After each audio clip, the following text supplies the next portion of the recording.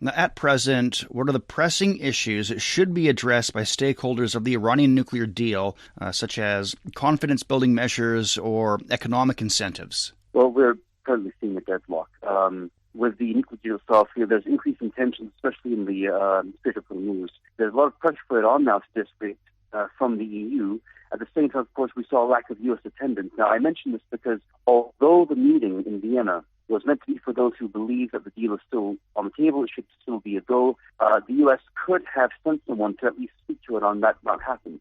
Iran is breaking its deal due to the lack of economic rewards, and it's trying to highlight this more and more. One of the most disturbing events that's occurred recently is when Iran announced that it will restart the Arak nuclear reactor. Now, this is a nuclear reactor that was actually producing heavy water, which we need for nuclear weapons. In other words, it's banned under the nuclear deal.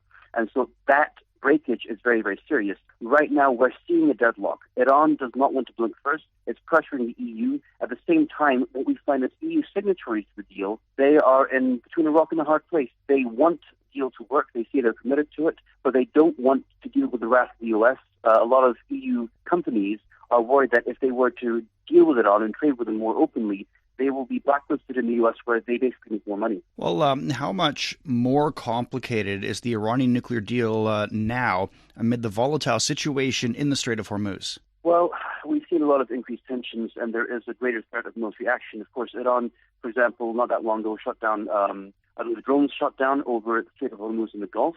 We also see for the new Prime Minister Boris Johnson of the UK, he's been in contact with Tehran, or rather Tehran's been in contact with him.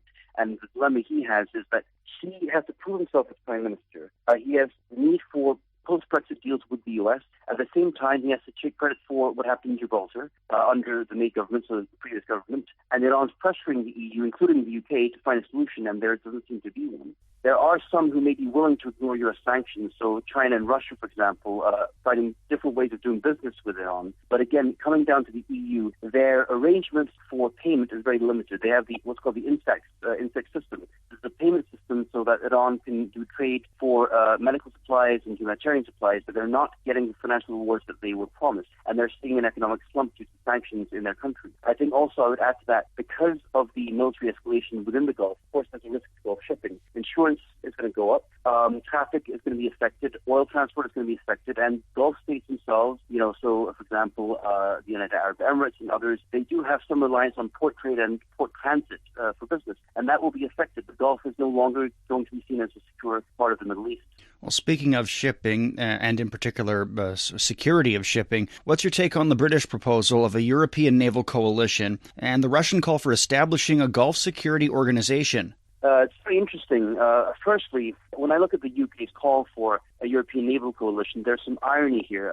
For a start, this shows the problems of Brexit from the UK side. So the UK, at first, I believe Foreign Secretary Jeremy Hunt earlier said that the UK would consider military presence within the Gulf. Now they're turning to the EU and they say we want a naval coalition. And the EU has shown some remarks to that. But it also shows that the UK by itself is not able to project power abroad. It's not able to really protect its interests within the Gulf. And again, as Iran calls for the EU to keep its economic promises, some sort of European naval coalition risks increasing rather than calming tension in the Gulf.